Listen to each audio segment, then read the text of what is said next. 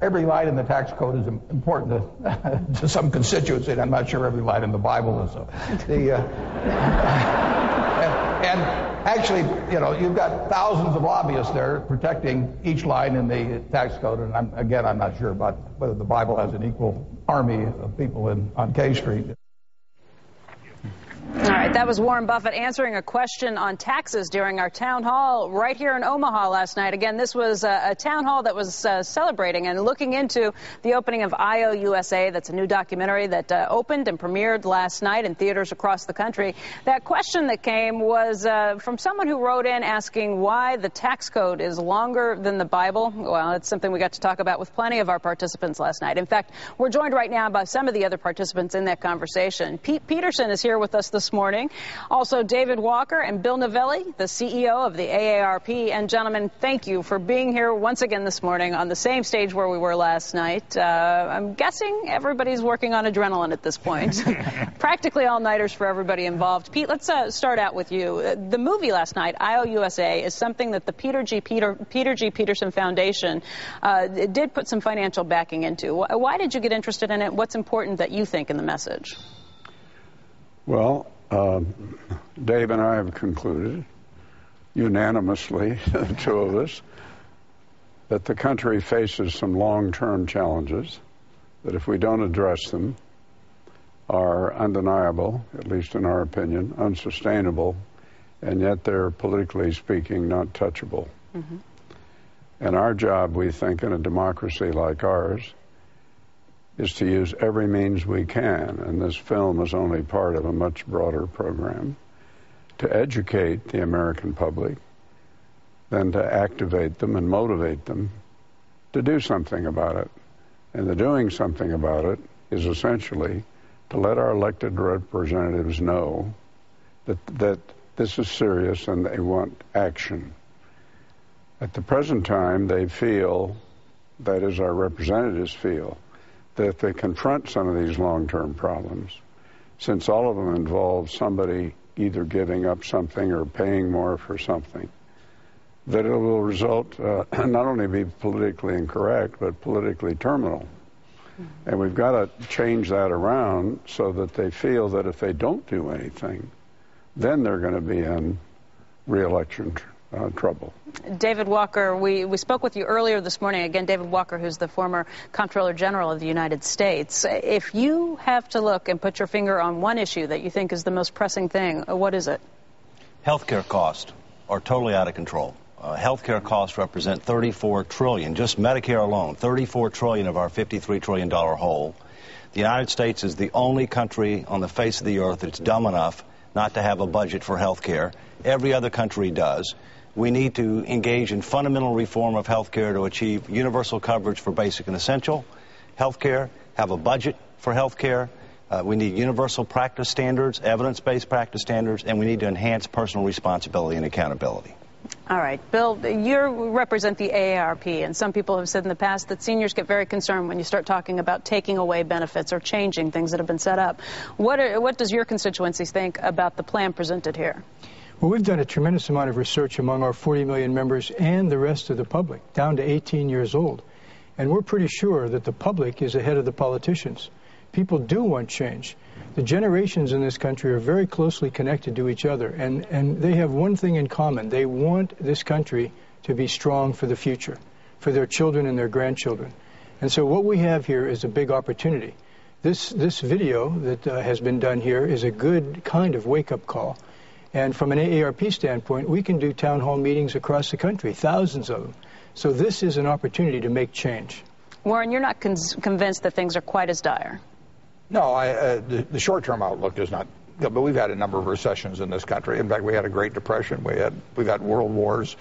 And throughout, the genius of the American economy, our emphasis on a meritocracy and a market system and a rule of law, has enabled generation after generation to live better than their parents did. And I mean, most of the people in this room, practically all of them last night, lived better than John D. Rockefeller lived. I mean, all kinds of things have happened. And in the 20th century alone, the the standard of living of the average American went up 7 for 1. There's never been a period like it in history, and that's not an accident.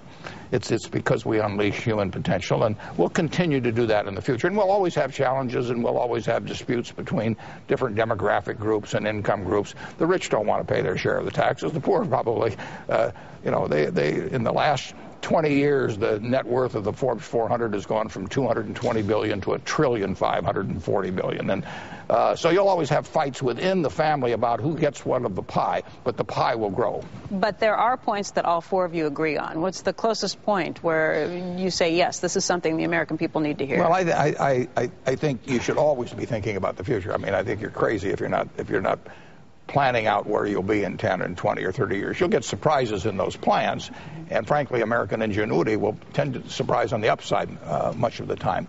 I also think that it's dangerous politically over time. It doesn't endanger the economy in a huge way, but it's dangerous politically over time to run very large current account deficits whereby there's a massive transfer of assets or IOUs to the rest of the world from America. I think that would cause a lot of demagoguery and potentially some real problems 20 years down the road. We'd still have a more prosperous society, but it wouldn't be as good as if we didn't do it. David? I think we agree on two things. I believe all four of us do, based on listening last night and talking this morning. Number one, we need to focus on the future. We're a great country. We need to do a number of things to make sure we stay great.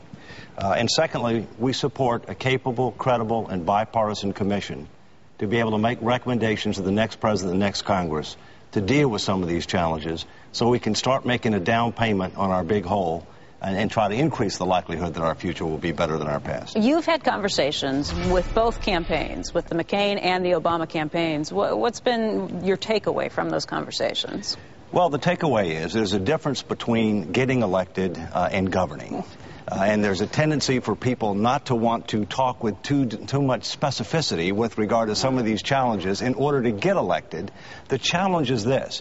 If they don't at least acknowledge the problem and figure a path forward, like a commission, then you don't have a mandate to be able to do something after you're elected. And so that's why I think acknowledging the problem, endorsing a capable, credible, and bipartisan commission is the right thing to do for them and the right thing for the country. Mr. Peterson, you've put some financing into this film. Would you consider doing a debate with the two political candidates that focuses specifically on the economic issues out there? I'm just the aging founder of this. We have the CEO sitting here.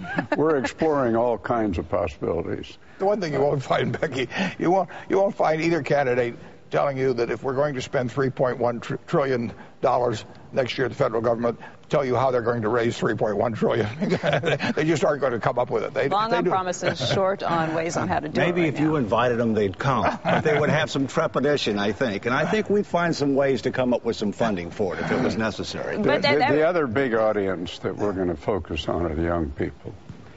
And I'm one of these old fogies that doesn't even do email, so I'm hardly the person to plan it.